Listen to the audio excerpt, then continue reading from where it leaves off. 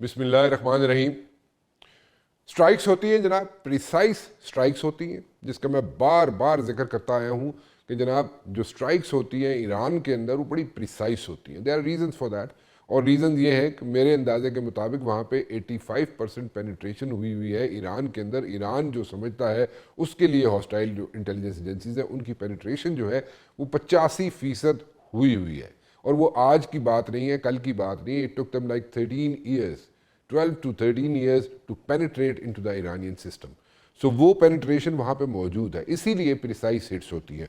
और इन्हीं precise hits की वजह से सुप्रीम लीडर जो है आयतुल्लाह अली खमनाई वो मारे जाते हैं जनाब। और उसके साथ साथ अगर मैं देखूँ तो जनाब मेजर जनरल अब्दुल रहीम मुसफ़ी जो आर्मी चीफ ऑफ स्टाफ है वो भी मारे जाते हैं। और डिफेंस मिनिस्टर जो है अजीज़ नसीर ज़ादे वो भी मारे जाते हैं। और मोहम्मद पाकपोर जो कि commander Islamic revolutionary guard cops के हैं वो भी मारे जाते हैं। लेकिन कहना ये है और समझना ये है कि ठीक है उसमें कोलेटरल डैमेज किसी जगह पे ज़रूर हुआ है। वो होता है जब आप किसी को टारगेट करते हैं तो 100% प्रिसाइज हिट मुश्किल हो जाता है। लेकिन 1 और 2 ऑड ओकेजन्स में जब हिट्स हुई हैं ईरान के अंदर जो कि अमेरिकन और इजरायली फोर्सेस ने की हैं वो प्रिसाइज हिट्स थी। किसी जगह पे कोलेटरल डैमेज ज़रूर हुआ है, वो इतना तो मेरे ख्याल में होता है, इतने चांसेस तो लेने पड़ते हैं। But at the very same time एक जो रिजीम चेंज की बात हो रही है कि ईरान के अंदर रिजीम चेंज जो है दैट इज़ द ऑब्जेक्टिव। लेकिन रिजीम चेंज क्या इतना आसान होगा वहाँ पे या नहीं होगा? और मैं बार बार इस चीज़ की निशानदेही करता आया कि 2 मार्च को जो सिलसिला शुरू होना है मुज़ाकरात का बिटवीन अमेरिका एंड ईरान, उससे पहले पहले ईरान पे हमला हो सकता है। एनीवेज वो हुआ और उसके बाद नताइज आपके सामने हैं।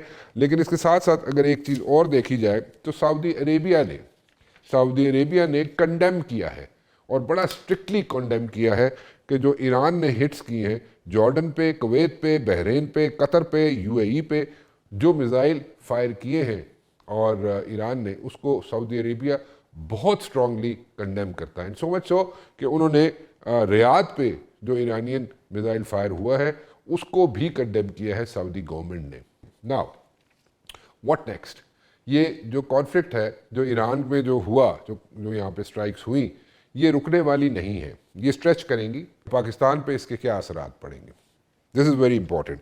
हमारा बॉर्डर मिलता है जनाब ईरान के साथ। अगर कोई प्रॉब्लम खड़ी हो जाती है ईरान में तो डेफिनेटली पाकिस्तान पे भी ये असर पड़ेगा। अब वो असर जो पड़ेगा वो क्या है, उसको हम कैसे हैंडल करेंगे या क्या हमारे पास स्ट्रेटजी है कि हम उसको कैसे हैंडल करने जा रहे हैं? क्योंकि हमें एक स्टडी केसेस जो है हमारे सामने ज़रूर होने चाहिए कि जहाँ जहाँ पर भी रिजीम्स चेंज हुई, मैं I am talking about like Lebanon हो गया, इराक हो गया, and there are so many other countries जहाँ पे रिजीम्स चेंज हुई, उसके बाद जो उनके सराउंडिंग में जो ममालिक थे उन पे क्या असर पड़ा, उन्होंने कैसे हैंडल किया इस इन्फ्लक्स को, या उधर से लोग जो आना शुरू हो गए उनको कैसे उन्होंने हैंडल किया, या उसका जो इम्पैक्ट पड़ा सराउंडिंग कंट्रीज़ पर उन्होंने उसको कैसे हैंडल किया, वो हमें सोच के रखना है और उस पर अमल दरामद भी करना है। क्योंकि ये ना हो कि कल को ये प्रॉक्सी जो एक्टिविटीज़ हैं पाकिस्तान के अंदर मज़ीद बढ़ जाएँ। So we have to control that. Secondly एक चीज़ यहाँ पे मैं ज़रूर जिक्र करना चाहूँगा, वो कॉन्फ्लिक्ट है बिटवीन पाकिस्तान एंड अफ़गानिस्तान के बारे में मैं इस पर ज़रूर बात करना चाहूँगा। ठीक है, वी डू अंडरस्टैंड, इसमें कोई रॉकेट साइंस नहीं है कि जनाब अफ़गानियों को इस्तेमाल किया जा रहा है, इंडिया उनको इस्तेमाल कर रहा है, पाकिस्तान के अगेंस्ट पिच कर रहा है और जनाब अपने जो कोड़ है जरा कहते हैं ना कोड़ कढ़ने की कोशिश कर रहे हैं। जो 4 दिन का कॉन्फ्लिक्ट था जिसमें मिलिटरीली इंडिया को बहुत सुक्की उठाना पड़ी, उसमें जनाब उस चीज़ को काउंटर करने के लिए, उस चीज़ को जनाब उस चीज़ से बाहर निकलने के लिए, वो जो साइकोलॉजिकल इम्पैक्ट था जो उस पर पड़ा इंडिया पे, उससे बाहर निकलने के लिए प्रॉक्सी वॉर को पाकिस्तान की सरहदों के अंदर धकेलने की कोशिश कर रहा है। और उसमें इंडियन मीडिया हो या सोशल मीडिया हो इंडिया का, या फॉर दैट मैटर उसमें कुछ अफ़गानी भी they also get carried away, वो इस किस्म की खबरें देना शुरू कर देते हैं जनाब कि शायद को पाकिस्तानी जहाज़ जो है वो उन्होंने गिरा दिया है, विच इज़ एब्सोल्युटली रॉन्ग। ऐसा कोई कुछ वाक़या पेश नहीं आया। और पहले भी हमने देखा कि जनाब जो 4 दिन का कॉन्फ्लिक्ट था उसके अंदर हमने बार बार देखा कि जनाब इस किस्म की खबरें आती रहती थी इंडियन मीडिया से, इंडियन सोशल मीडिया से कि जनाब यहाँ पे لاہور میں فورسز پہنچ گئی ہیں. لاہور پہ تو انہوں نے ویسے سی پورٹ بھی بنا دیا تھا, لیکن اینی ویز اس کے ساتھ ساتھ انہوں نے یہ بھی کہنا شروع کر دیا جناب کہ کراچی کے اندر فورسز پہنچ گئی, اور اسلام آباد میں جناب کانسٹیٹیوشن ایونیو پہ فورسز پہنچ گئی. See start living in the real world, so grow up. I would say one thing more, کہ آپ نے پہلے بھی مجھے ٹارگٹ بنایا, انڈین میڈیا نے, سوشل میڈیا نے. یہ بھی ایک جو ایکسرسائز ہے نا, یہ بہت پرانی ہو چکی ہے. سو اس سے بھی باہر نکلیں. میں بار بار کہتا ہوں, ایک مرتبہ پھر کہتا ہوں یہاں پہ, کہ انڈیا کے لوگ اور پاکستان کے لوگ, بھارت کے لوگ, پاکستان کے لوگ ایک دوسرے کے ساتھ رہنا چاہتے ہیں, اچھے تعلقات رکھنا چاہتے ہیں, مل جل کر رہنا چاہتے ہیں, لیکن اس طرح مت کریں. ایک ونڈو آف اپرچونٹی جو ہوتی ہے اس کو کھلا رکھیں, تاکہ آئندہ ہم ایک دوسرے کے سامنے جب بھی بیٹھیں تو ایک دوسرے کی آنکھوں میں آنکھیں ڈال کر بیٹھ سکیں. میں آج بات کرنا چاہوں گا کشمیر پر بھی, اور کشمیر کے پرائم منسٹر جو ہیں فیصل ممتاز راٹھور صاحب بھی میرے ساتھ موجود ہوں گے, مگر پہلے میرے ساتھ موجود ہوں گی ڈاکٹر ہما بقائی صاحبہ, جنرل سمریز سالک صاحب, اور ڈاکٹر رسول بخش صاحب میرے ساتھ موجود ہوں گے. جنرل صاحب اگر اجازت ہو تو خاتون سے شروع کر لوں, کوئی پرابلم تو نہیں ہے؟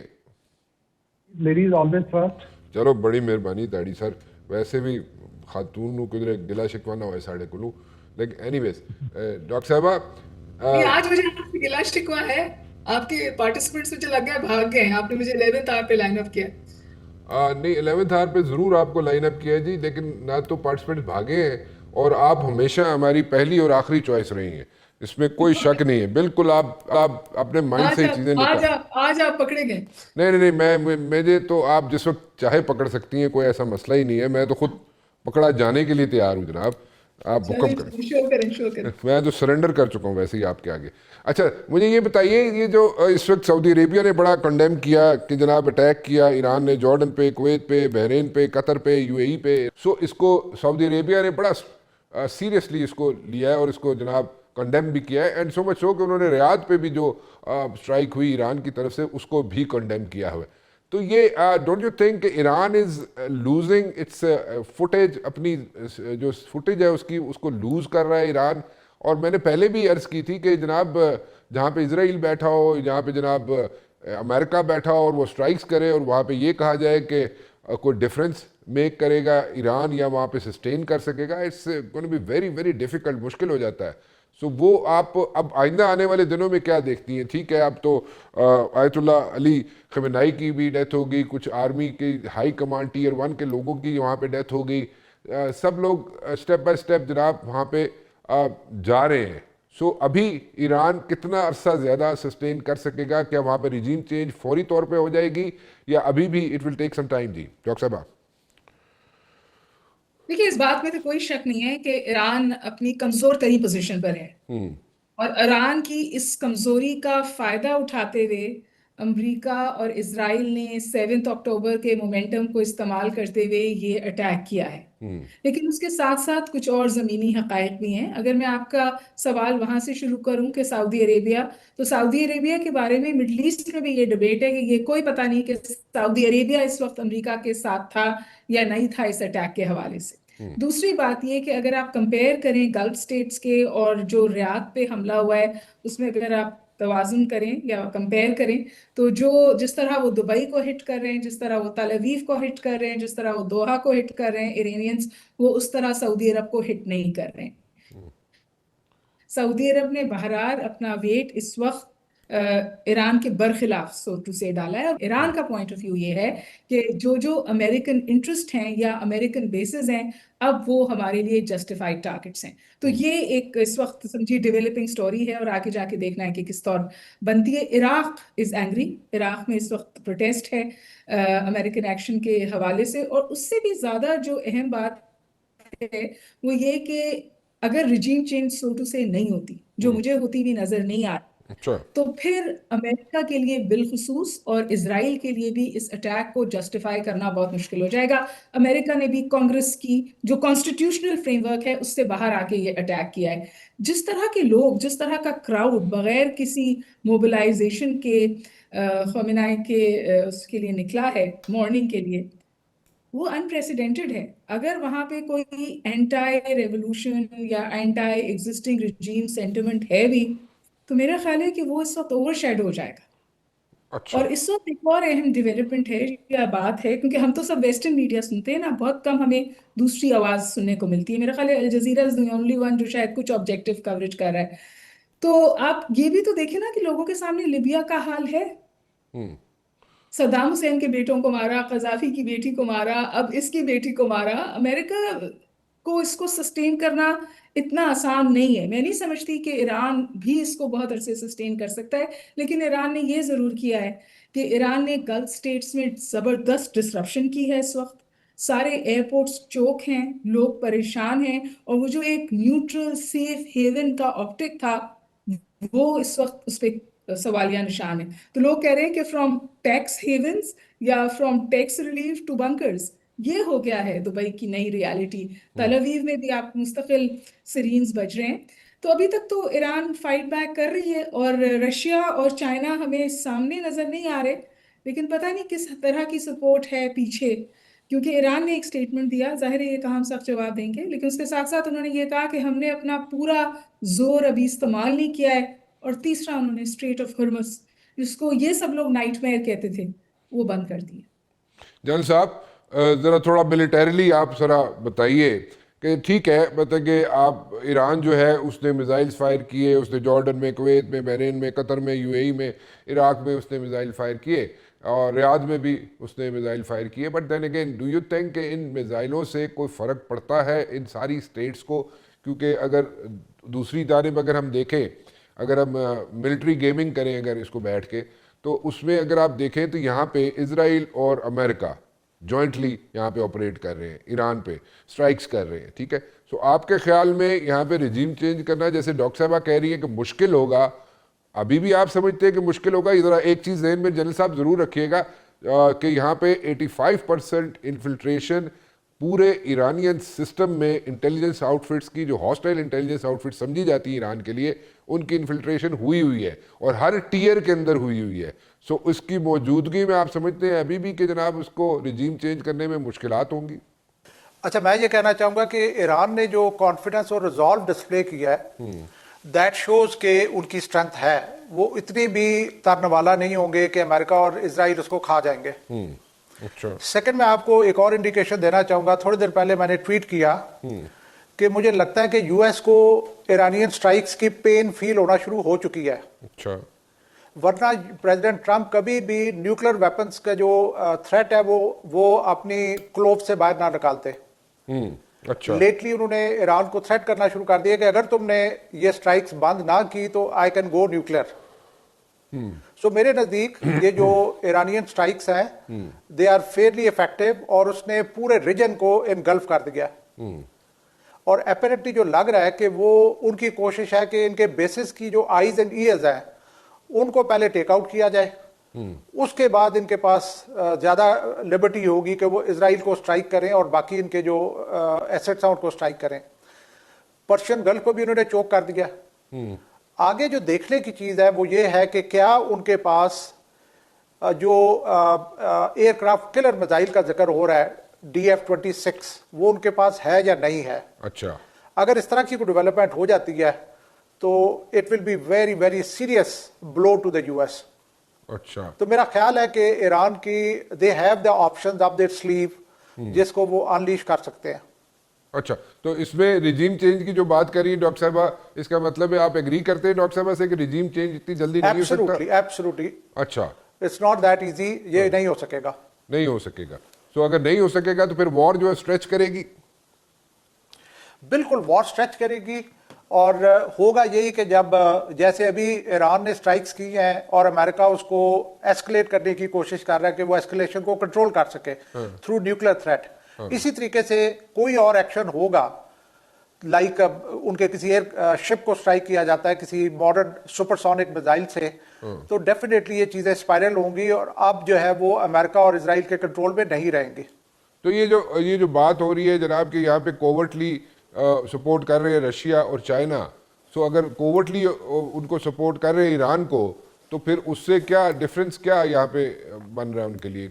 ڈفرینس کریٹ کر سکتے؟ میں یہ کہنا چاہوں گی 25 میں جو دو مارکے ہوئے، ایک پاکستان اور انڈیا کا اور دوسرا انڈیا اور ایران اور اسرائیل کا، دونوں نے جو چائنیز ٹیکنالوجی کو ایج دیا اور ویسٹرن ٹیکنالوجی.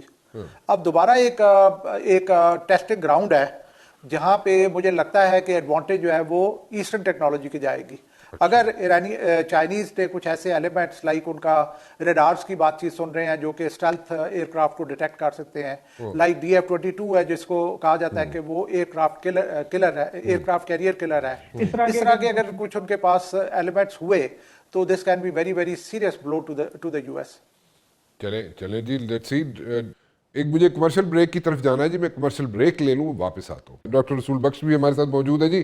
ڈاکٹر صاحب, ڈاکٹر ہما بقائی کہتی ہیں جناب کہ جو یہاں پہ رجیم چینج ہے ایران میں وہ انسٹنٹلی نہیں ہو سکے گا, امیڈیٹلی نہیں ہو سکے گا اور مشکل ہوگا. ابھی بھی وہ اس چیز پہ کنونسڈ ہیں. آپ بھی اس چیز پہ کنونسڈ ہیں یا you have a different opinion جی ڈاکٹر صاحب؟ میں بالکل اتفاق کرتا ہوں ہما بقائی سے کہ یہ اتنا آسان نہیں ہوگا. یہ وینزویلا نہیں ہے اور یہ نوریگا کا پاناما نہیں ہے, یہ ایران ہے. ایک تہذیب ہے, ایک ملک ہے جس کی سرحدیں سینکڑوں سالوں سے قائم ہیں. اس کی ایک سماجی کور بھی ہے جو فارسی اسپیکنگ لوگ ہیں. تو لیکن یہ ہے کہ وہ حالات تو ایسا پیدا کرنے کی کوشش کرتے رہے ہیں ماضی میں بھی, اور اب بھی وہ کر رہے ہیں.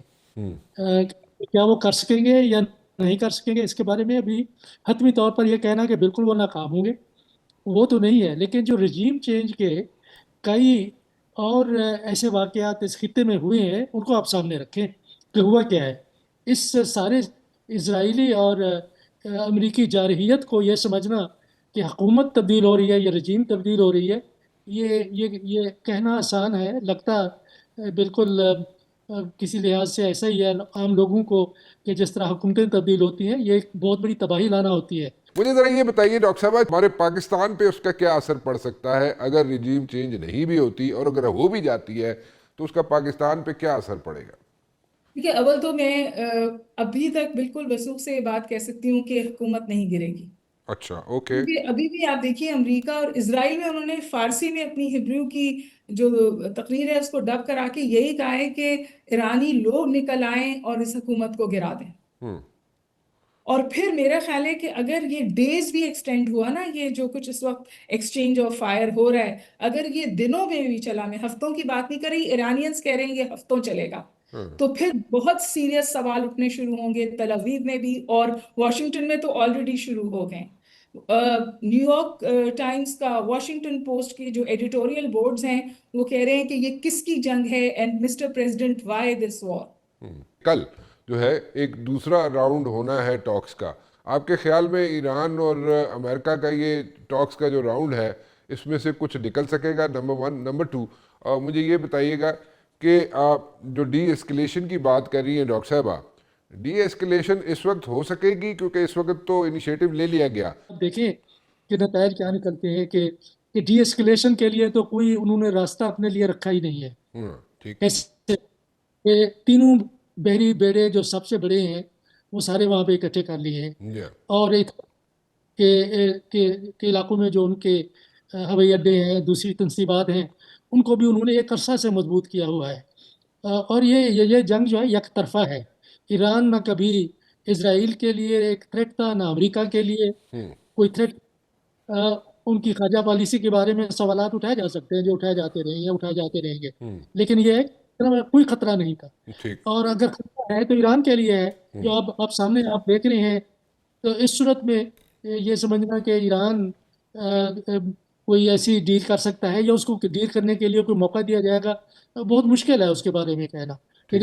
کل یا پرسوں وہاں پہ کوئی مذاکرات بھی ہوتے ہیں یا نہیں ہوتے ہیں, اس کے بارے میں بھی حتمی طور پہ ہم نہیں کہہ سکتے, لیکن وہ کس کے ساتھ کریں گے. ابھی تو میرا خیال ہے کہ کسی مذاکرات کا یا ڈی ایسکلیشن کا کئی دنوں کئی ہفتوں کے لیے سوچنا بھی کوئی خارج از امکان ہے. تو اس کے بارے میں نہیں سمجھتا کہ سوچنا چاہیے. دعا کرنی چاہیے کہ حالات بہتر ہوں, لیکن مجھے بہتر ہوتے ہوئے نظر نہیں آ رہے. گاٹ یور پوائنٹ جی, گاٹ یور پوائنٹ. ڈاکٹر صاحب آپ ویری کوئکلی ایک چیز بتائیے گا, 80% تیل جو ہے چائنا ایران سے لیتا ہے. وینزویلا والی کہانی تو ختم ہوگی, وہاں سے تیل تو آنا جانا بند ہو گیا چائنا کے لیے. اب یہ ایک مسئلہ بنتا جا رہا ہے چائنا کے لیے, یا چائنا کوئی دوسرے ایوینیوز تلاش کرے گا؟ کیونکہ اوورٹلی تو چلے ٹھیک ہے چائنا سپورٹ کر رہا ہوگا ایران کو، لیکن رشیا بھی کیا سپورٹ کرے گا اوورٹلی یا کوورٹلی، کیونکہ وہ انگیج ہے ایک جگہ پہ یوکرین میں. سو وہ کیا دوسرا یہاں پہ محاذ کھولنا چاہے گا رشیا بھی اوپنلی آ کے؟ میرا خیال ہے کہ کوورٹ سپورٹ تو ہے جی، اور یہ جو پورا سپر سونک میزلز کا شور مچا ہے جس میں انہوں نے اپنے اسٹیٹ آف یونین ایڈریس میں یہ کہا تھا کہ جی ایران امریکہ کو بھی ہدف بنا سکتا ہے، اور اس کے بعد جو ٹاکس سبوٹاج کی ہیں اس اٹیک نے، اس ٹاکس میں ایران نے ان کی اس انگزائٹی کو بھی ایڈریس کیا تھا. انہوں نے کہا تھا کہ ہم اپنے میزل پروگرام رینج کو 200 کر دیں گے 290 سے. جی تو ایران تو ہر طور کمپرومائز کر رہا تھا، ہر طور فلیکسیبلٹی شو کر رہا تھا، لیکن میرا خیال ہے کہ یہ ڈیسیشن لے لیا گیا تھا. وہی جو سو کالڈ ٹاکس آپ اس وقت دیکھ رہے تھے جنیوا میں، these talks were just to tick a box. they were buying time. They were buying time. ایک ہفتے پہلے سے ڈیسائیڈ ہوا ہوا تھا، کولیبریشن ہوئی ہوئی تھی کہ یہ اٹیک ہوگا. دوسرا میں ایک بات جو رسول بخش رئی صاحب کی بات سے مجھے میرے ذہن میں آتی ہے، ابھی جو مودی صاحب کی ملاقات ہوئی تھی تل اویو میں اسرائیل میں پریزیڈنٹ نتنیاہو سے، انہوں نے بہت واضح بات کہی تھی. انہوں نے کہا کہ جی ایک ہمارا شیائٹ ایکسس تھا ریزسٹنس، وہ ہم نے تباہ کر دیا ہے، اور اس کا مدرشپ تو اس کو ٹرمپ نے بھی کئی دفعہ کہا ہے کہ اس کا اوریجن ایران تھا، تو اب ایران ٹارگیٹڈ ہے. اس کے بعد انہوں نے کہا کہ ایک سنی ایکسس ڈیولپ ہو رہا ہے، اور انہوں نے 3 ملکوں کے نام لیے. یہ سمجھ رہے ہیں کہ this is going to end at Iran. ایسا نہیں ہونے والا ہے. اچھا ہمیں ایک ججمنٹ کال لینی ہے کہ کیا اس اٹروسٹی کو ہمیں کنٹینیو ہونے دینا ہے کیونکہ یہ کسی اور کے ساتھ ہو رہی ہے، اور do we come back to counter it in some ways. دیکھیے یونائٹڈ نیشنز کا سیکیورٹی کاؤنسل کا اجلاس بے معنی ہے. اس وقت وہ کہہ چکے ہیں کہ جو میرا دل چاہے گا وہ میں کروں گا، اور ان کے سامنے کھڑے ہیں مڈ ٹرم الیکشنز. اب دیکھنا یہ ہے کہ یہ جو اس جنگ میں یہ داخل ہوئے ہیں ان کو مڈ ٹرم الیکشنز کی جیت دیتے ہیں. اگر جیت دے دیتے ہیں تو حالات اور خراب ہوں گے دنیا کے، اور اگر وہ ہار جاتے ہیں اور لیم ڈک پریزیڈنٹ ہو جاتے ہیں تو شاید کچھ بہتری ہو جائے. But we have 2 presidents in very powerful positions، ایک امریکہ کے اور ایک اسرائیل کے، جو انٹرنلی اتنی مشکل میں ہیں کہ ایک جنگ کے بعد دوسری جنگ میں کودنا ان کے لیے سروائیول ہے. ٹھیک. یہ اپنی ڈومیسٹک سروائیول کے لیے بھی یہ کر رہے ہیں، اور اس کے جو نتائج نکل رہے ہیں وہ میرے اور آپ کے سامنے. پاکستان میں رسول بخش رئی صاحب سے 100% اگری کرتی ہوں، بہت مشکل میں آئے گا اگر ایران میں انارکی ہوئی تو. بالکل ٹھیک جی. Thank you very much for joining me جی. بہت بہت شکریہ آپ دونوں کا. ایک بریک کی طرف چلتا ہوں جی. بریک کے بعد واپس آؤں گا تو میرے ساتھ موجود ہوں گے جناب آزاد کشمیر کے پرائم منسٹر فیصل ممتاز راٹھور صاحب. ذرا کشمیر کے حالات کیا ہیں، اور 100 دن جو گزرے ہیں، پچھلے 100 دن جو پرائم منسٹر فیصل ممتاز راٹھور نے گزارے ہیں ایز اے پرائم منسٹر، اس میں انہوں نے آزاد کشمیر میں کیا کیا اور کیا ہونے جا رہا ہے ان دا ڈیز ٹو کم. ایک چھوٹی سی بریک کے بعد میرے ساتھ موجود ہے جناب پرائم منسٹر آزاد کشمیر فیصل ممتاز راٹھور صاحب. فیصل صاحب، what exactly is happening with you? پہلے تو تاڑے پرسنل سینٹرک میں گل کر لوا. You know it seems as if you had been like up all night, اور you got like eye bags, اور you are hardly in Islamabad. Most of the times you are like over there in Azad Kashmir. So is there like a hectic job? Is this prime ministership is a hectic job یا کیا ہو کیا رہا ہے آپ کے ساتھ؟ رانا صاحب، جب یہ ہم نے فیصلہ کیا تھا نا حکومت بنانے کا، تو میں نے اس وقت بھی کہا تھا کہ یہ ہم نے حکومت نہیں لی بلکہ ایک ذمہ داری لی ہے، اور اس ذمہ داری کو نبھانا شاید اتنا آسان نہیں تھا، نہ ہے. اس کے لیے دن رات ہمیں جاگنا بھی پڑتا ہے، صبح شام ہمیں بھاگنا بھی پڑتا ہے، لوگوں کے درمیان بھی موجود رہنا پڑتا ہے، اور ہر وقت اپنے آپ کو ہر چیز سے اویئر بھی رکھنا پڑتا ہے، اور یقیناً یہ آسان کام نہیں تھا. اور اسی وجہ سے شاید 19 گھنٹے ہم کام بھی کر رہے ہیں، اور اس کے اثرات آپ کو شاید کہیں میری آنکھوں اور چہرے میں نظر آ رہے ہیں میرے خیال میں. اچھا، تو کیا what exactly are you doing وہاں پہ؟ کیا مطلب یہ ایک بڑے شارٹ سپین کے لیے آپ وزیر اعظم بنے ہیں، اور obviously ایک 100 دن آپ کے گزر گئے ہیں، 100 days have gone. اور in these 100 days, if we talk about these 100 days, تو آپ نے ان 100 دنوں میں کیا کیا ہے وہاں پہ؟ ذرا تھوڑا سا بتائیں تو صحیح ہمیں. ہماری جو پہلی ترجیحات ہے وہ عوام کے اعتماد کو بحال کرنا ہے، چونکہ ریاست کے اندر جو بے یقینی کی کیفیت تھی وہ ایسی تھی کہ کسی کو یہ سمجھ نہیں آ رہا تھا کہ چیزوں کو اب کس طرح سے واپس نارملائز کیا جا سکتا ہے. تو میں نے سب سے پہلے پرائم منسٹر کے حلف اٹھانے کے ساتھ ہی لوگوں کو یہ کہا کہ یہ حکومت یہ نمائندگان یہ آپ کے ہیں، آپ کے لیے ہمارے دروازے کھلے ہیں، اور ہر وہ معاملہ جو عوام کی فلاح کے ساتھ، لوگوں کے مسائل کے ساتھ جڑا ہوا ہے، حکومت آزاد کشمیر کی طرف سے کوئی تاخیر نہیں ہوگی۔ ہم نے اپنی پہلی ابتدائیہ سپیچ میں ہی، تقریر میں ہی جو میں نے کی تھی اس پرائم منسٹر بننے کے موقع پر، میں نے اسی میں کچھ ایسے اعلانات کیے جو کہ عوام کے لوگوں کے ساتھ، عام آدمی کے ساتھ جڑے ہوئے تھے، اور اس کے بعد ہم عوام کے درمیان میں گئے، لوگوں کے اندر گئے، اور ہم نے پھر آہستہ آہستہ ہر اس ایشو کو ایڈریس کرنا شروع کیا کہ جس کی وجہ سے ریاست کے اندر بے چینی تھی۔ اور یہ اللہ کا بڑا فضل ہے، میں آپ کو بتاؤں کہ جس طرح کی صورتحال تھی، اس صورتحال کا واپس ریورس کرنا یہ ناقابل یقین تھا۔ لوگوں نے انہی جگہوں پر جہاں پر کہیں کسی وقت میں سیاستدانوں کا گزرنا مشکل ہو چکا تھا، وہاں پر 4-4 5-5 گھنٹے رک کر ہمارا استقبال بھی کیا، ہمارا انتظار بھی کیا، پھولوں کی پتیاں بھی نچھاور کیں، اور پھر ہم نے ہر اس معاملے کو جو کہ اس ایکشن کمیٹی کے معاہدے میں بھی شامل تھا، جو عوامی نوعیت کے ایشوز تھے، ان کو بتدریج کیبنٹ کی سطح پر ہم نے اس کو حل کرنا شروع کیا، اور لوگوں کو یہ بات سمجھ آنا شروع ہو گئی کہ جناب یہ جو حکومت ہے یہ اپنا ایک لمحہ بھی ضائع کرنے کو تیار نہیں ہے۔ چونکہ کسی بھی حکومت کا جو آغاز ہوتا ہے، اس کا ٹیک آف ہوتا ہے، اس کو 6 مہینے لگ جاتے ہیں، جسے ہنی مون پیریڈ کہا جاتا ہے۔ ہماری حکومت کی عمر ہی 6 سے 7 مہینے ہے۔ ہم نے یہ کوشش کی کہ اس حکومت کے ایک ایک دن کو یوٹیلائز کیا جائے، اور کوشش کی جائے کہ جہاں عوام کی اعتماد کی بحالی ہو، وہاں پر بہتر گورننس بھی ہو، اور لوگ پھر سے اس نظام پر اعتماد کریں۔ ہمارا اوورسیز کے اندر جو کشمیری ڈائسپورا ہے وہ بہت بڑا ہے، اور وہ کشمیریوں کی ایک بہت بڑی سپورٹ بھی ہے۔ ہم نے اپنے اس اوورسیز کشمیریوں کے اعتماد کو بحال کرنے کے لیے ان کے لیے فوری طور پر عدالتوں کا قیام کیا کیبنٹ نوٹیفیکیشن کے ذریعے، تاکہ ان کے جو لینڈ ریلیٹڈ مسائل ہیں، جو ان کے لیٹیگیشنز ہیں، وہ 90 دن میں حل ہو سکیں۔ ہم نے اوورسیز کمشنر کا فوری طور پر تقرر کیا، اور ہم نے ایک پرائم منسٹر پورٹل کا قیام کیا، اور اس کے بعد ہم نے ایک اوورسیز کانفرنس مظفر آباد کے اندر رکھی، جس میں ہم نے اپنے اوورسیز کے بھائیوں کو یہاں پر بلایا، اور بلا کر کہا کہ آپ کی یہ اپنی ریاست ہے، اور ہم یہ چاہتے ہیں کہ آپ یہاں پر آئیں، یہاں پر کام کریں، یہاں پر انویسٹمنٹ کریں۔ اور اللہ کا شکر ہے کہ اس کا بڑا زبردست فیڈ بیک اس وقت پوری دنیا سے ہمیں ملا ہے۔ ہم نے یہ کوشش کی کہ اس اعتماد کو بحال کرنے کے ساتھ ساتھ اپنی گورننس پر بھی توجہ دیں، اور وہ تمام روایتی جو طرز حکمرانی ہے اس کو چھوڑ کر ہم آج کے جدید دور کے تقاضوں کے مطابق اپنے نوجوانوں کو آگے لے کر چلیں۔ ہم نے آئی ٹی کے شعبے پہ کام کیا، ہم نے ٹورزم کے حوالے سے کام شروع کیا، ہم نے اپنے انڈسٹری کو فوکس کیا۔ یہ وہ چیزیں تھیں جو نگلیکٹڈ تھیں کہیں نہ کہیں کسی نہ کسی حوالے سے، اور ہر حکومت جو بھی آتی رہی وہ چونکہ یقیناً شاید ہم سے بہتر ہی کام کرتے رہے ہوں گے۔ ٹورزم کے حوالے سے میں یہ سمجھتا تھا کہ ریاست کے اندر اس وقت اتنا سکوپ ہے، چونکہ سب سے زیادہ آزاد کشمیر میں ایک ٹورزم کے لیے پوٹینشیل موجود ہے، لیکن وہ آرگنائزڈ نہ ہونے کی وجہ سے ان آرگنائزڈ طور پر ٹورزم یقیناً یہاں پر اس کو فروغ بھی ملا، لوگ آتے بھی رہے، لیکن اس طرح سے ہم اس سے فائدہ یا استفادہ حاصل نہیں کر پائے۔ ہماری حکومت نے اس پہ بھی فوکس کیا، ہم نے اپنی انڈسٹری سیکٹر کو بھی مزید اس کی طرف بھی توجہ دی، جتنے ہمارے چیمبرز ہیں ان سے بات چیت کی، اور ان کے مسائل اور ان کو حل کرنے کے لیے بھی اس کا بھی ہم نے آغاز کیا۔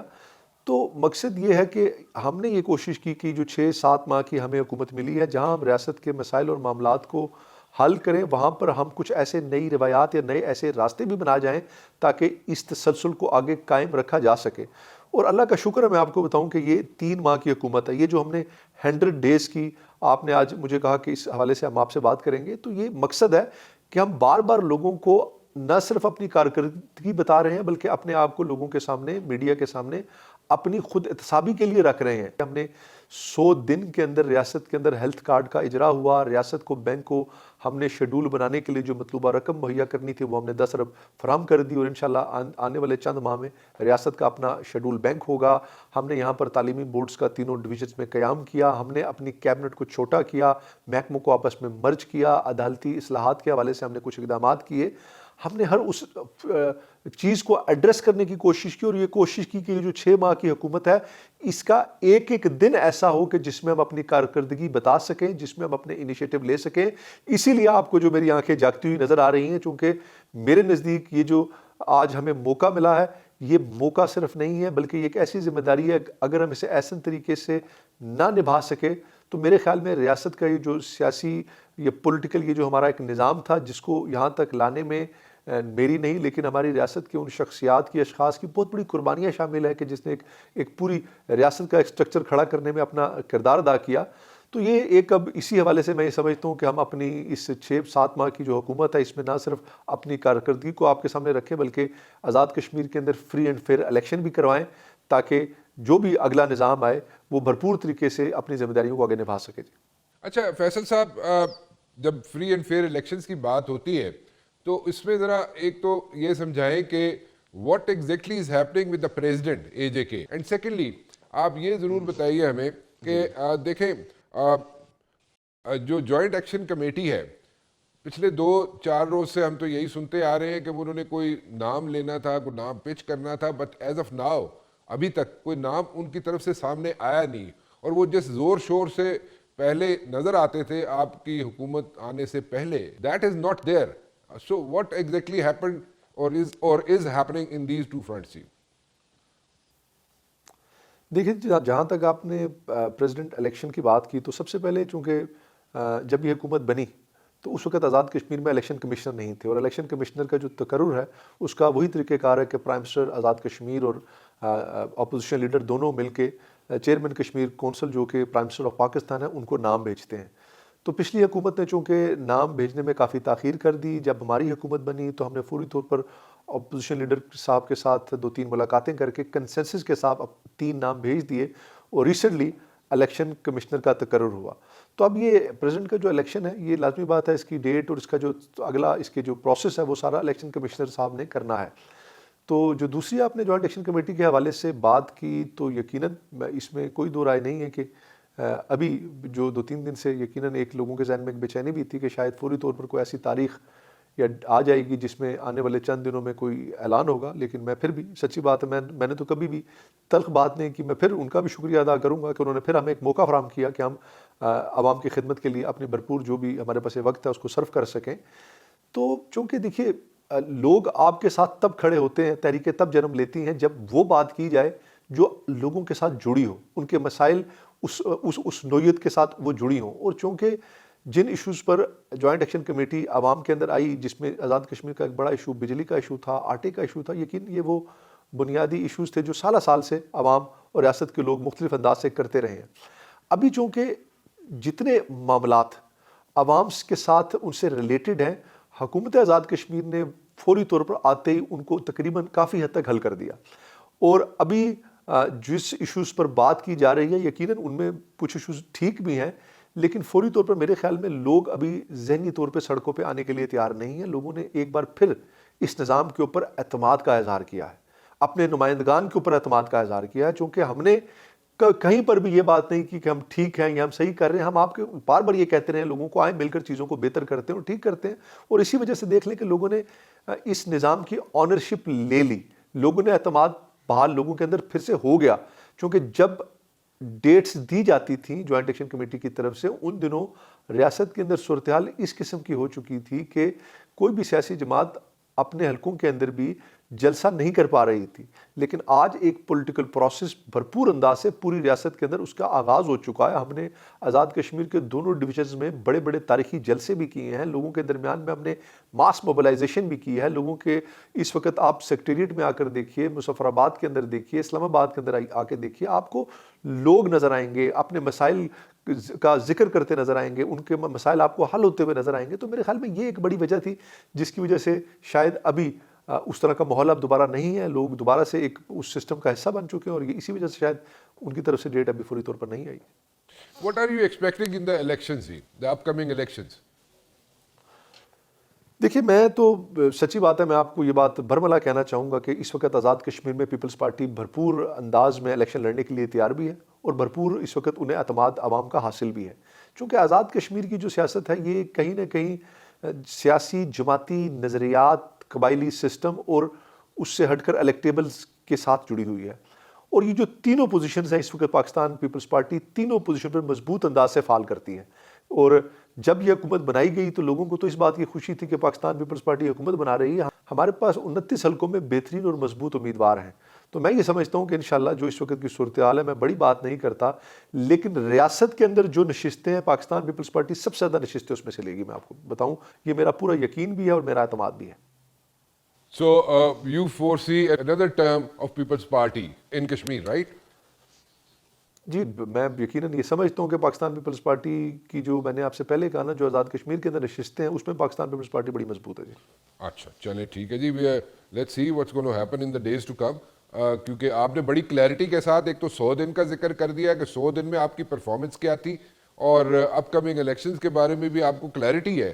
دیر is a lot of clarity in your talks you know, and whatever you have done in like 100 days, وہ ایک I would say it's a miracle. کیونکہ ہم نے نارملی دیکھا ہے کہ آزاد کشمیر کے جتنے بھی پرائم منسٹر ہوتے ہیں وہ کشمیر میں کم اور اسلام آباد میں زیادہ ٹائم گزارتے ہیں, but it's other way around when it comes to you. آپ وہاں پہ زیادہ ٹائم گزارتے ہیں, اور وہ میں نے سنا ہے آپ ہر جگہ پہ پہنچے ہوتے ہیں کشمیر کے اندر, like you know the tough terrains and the tough areas, you are very much there personally, اور that is one of your task objectives جو آپ کو اتنے شارٹ اسپین میں اچیو کرنا ہے. میرے خیال میں ایسے ہی ہے فیصل صاحب. جی بالکل. سب سے پہلے تو بات یہ یقیناً اس میں بھی کوئی دو رائے نہیں ہے کہ چونکہ کشمیر کا جو ہمارا خطہ ہے اس میں ایک نارتھ ہے ایک ساؤتھ ہے, اور اسی وجہ سے اکثر اوقات ہماری جو حکومتیں ان کے اسلام آباد کے ساتھ کافی کام اور معاملات جڑے بھی ہوتے ہیں, راستہ بھی ہے, تو اس لیے انہیں اسلام آباد میں رہنا پڑتا ہے. لیکن میری یہ کوشش رہی ہے اس 100 دن میں اگر آپ اس کو کیلکولیٹ کیجئے تو شاید 10 سے 15 دن ایسے ہوں گے جس میں میں اسلام آباد رہا ہوں, اور وہ بھی کسی کام کاج کے حوالے سے. میری یہ کوشش رہی ہے کہ زیادہ سے زیادہ دارالحکومت میں رہا جائے, اور دارالحکومت میں چونکہ ہمارے دفاتر ہیں, ہمارا سیکریٹریٹ ہے, اور اس سے ہٹ کر جو وقت اس سے ہٹ کے ملے اس کو ریاست میں عوام کے درمیان مختلف حلقوں میں, ڈویژنز میں, ڈسٹرکٹس میں جا کر ان کے درمیان گزارا جائے.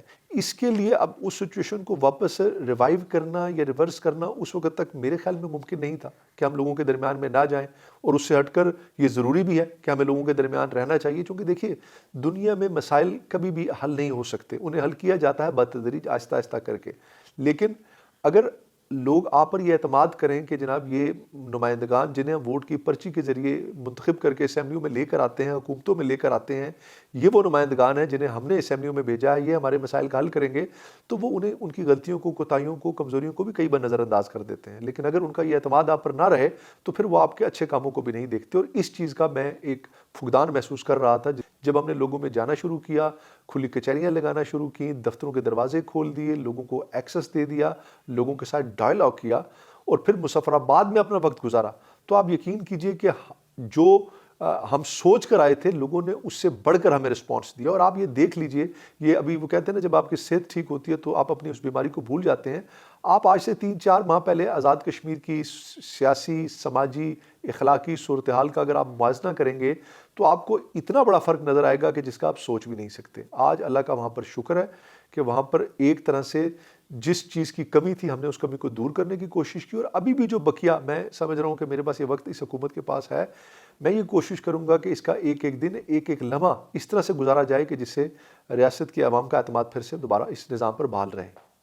فیصل صاحب, ایز آف ناؤ جو میرے پاس جو انفارمیشن ہے جو ہم نے کلیکٹ کی ہے اس میں تو I can say only 2-3 words for you. Hats off to you because you have done a tremendous job. Thank you, sir. And let's see what's going to happen in the upcoming elections, اور آپ کا باقی جو tenure ہے وہ آپ کیسے مزید اس کو بہتر بنا سکتے ہیں, کیونکہ آج حالات جو ہیں کشمیر کے وہ نہیں ہیں جو آج سے 3-4 ماہ پہلے تھے, کیونکہ آج it's a total different scenario over there and things are very calm and things are heading towards a positive direction. G thank you very much for joining us. بہت بہت شکریہ آپ کا. Thank you sir, thank you. I am running out of time over here. جی فی الحال رانا مبشر کو اجازت دیجیے. اللہ حافظ.